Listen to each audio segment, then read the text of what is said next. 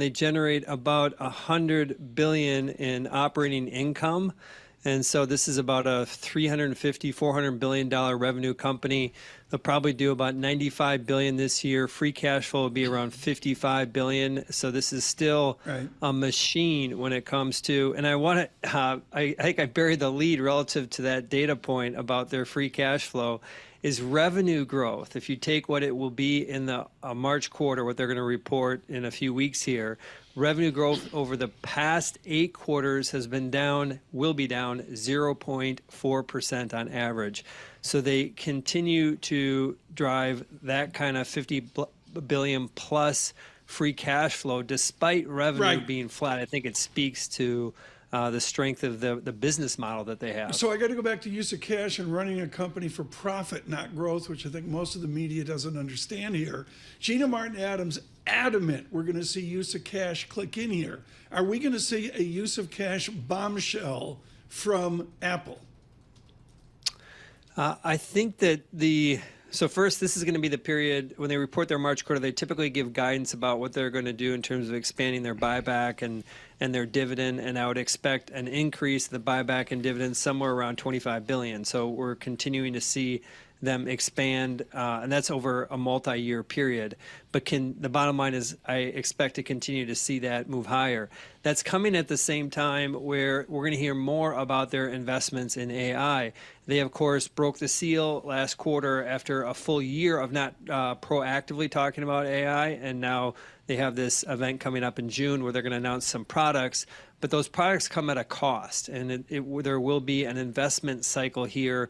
And I think Apple investors should be aware of that investment cycle.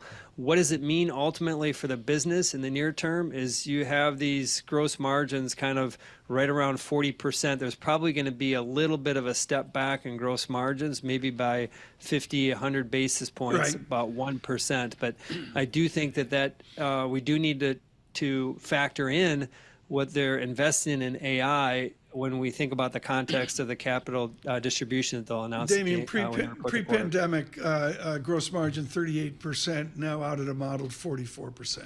You know, I mean, Gene, we're a little over a week away from April 25th when Microsoft, Google, and Amazon report after the bell. But before then, this Thursday, we're going to see earnings from Taiwan Semi. Tom's favorite book, Chip War. I mean, Chris Miller. I mean, talk to us a little bit about Intel, AMD. What does China and all that's going on with the chip war mean to those companies, and how are their stocks expected to perform? So I think Intel, they're two different stories. They're both within the context of chips, and in terms of when you look at what's happening in China, Intel has greater exposure relative to AMD from China. So I think that there is more of a headwind. Both of them are going to face a headwind, and specifically within China, some of these revised recommendations from the government puts Intel and AMD like 8th and 9th on the list of chip providers that they recommend. The top 6 are Chinese chip providers. So that is going to be a headwind. I think that's part of what has negatively impacted iPhone sales over the past year, is that there has been this spoken focus towards Huawei within government employees. It's a massive base. So I think this is going to have a negative impact on Intel and AMD. In our flagship Titan fund, we own AMD.